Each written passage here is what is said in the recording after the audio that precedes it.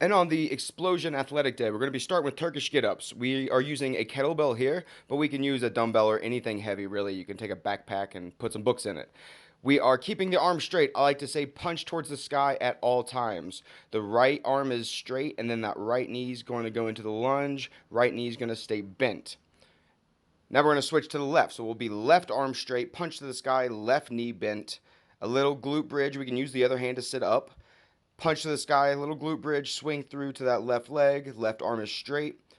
Keep the core tight, keep breathing, keep punching towards the sky. We want to feel our legs, our core, our shoulders, our breath start working.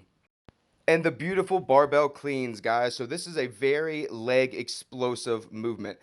It is not so much upper body. It's like an explosive deadlift, and then we catch it in a front squat position. So big breath in, brace, explosive deadlift, catch it in that front rack position. Notice that I'm hinging at the hip and I'm pulling under. So it's a hinge, not a squat down. Control it. Bar stays very close. Hip hinge, catch it in that little front squat with a dip.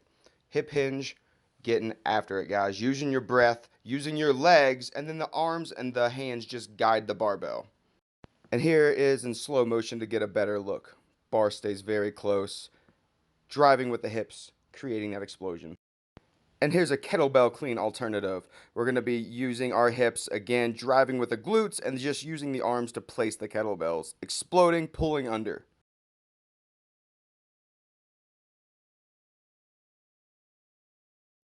And they can also be done with dumbbells. Just grab a pair, use the legs like a nice explosive kettlebell swing, catching it up on the shoulders, guys. Big breath in, brace, breathe it out. It can be done with bands as well, but I would highly suggest using a bar, a kettlebell, or the dumbbells. And we're going to be supersetting straight from cleans to max jump knee tucks. So if going one right after another gets kind of tiring, then we're going to do a little pause at the bottom, get it again. Little pause, get it again. If that gets pretty gross, then we're just going to be doing regular vertical jumps, max height. Use the legs, reach. And the next supersets are going to be the side lunge broad jumps. Notice that I'm landing very controlled on that leg. Knee is pointing in the direction of the toes. So we don't want wobbly knees. Use your arms, get some distance out of it. Use your legs, use your breath, max distance. And then we're going to go straight to rockets. I like to use a box, but you can use a bench or a sturdy chair or a ledge or a step or anything like that. But notice I'm going opposite arm, opposite leg to really get the pump and explosion factor. Trying to catch some air at the top. Switch legs. Trying to catch some air. Switch legs. Breathing. Getting it. And here we go, ending with a little core. The roll-ups, here's single leg. These are absolutely the hardest. Use your momentum. Try to get some explosion out of it. And it kind of mimics the bottom of a pistol squat at the bottom. So we're breathing, using our arms, using our momentum, and obviously using the legs once we get up on it. And a little easier version would be the feet together, still using momentum, heels down, flat feet. Use the body, use the arms, use the legs. Just keeping that momentum going, guys.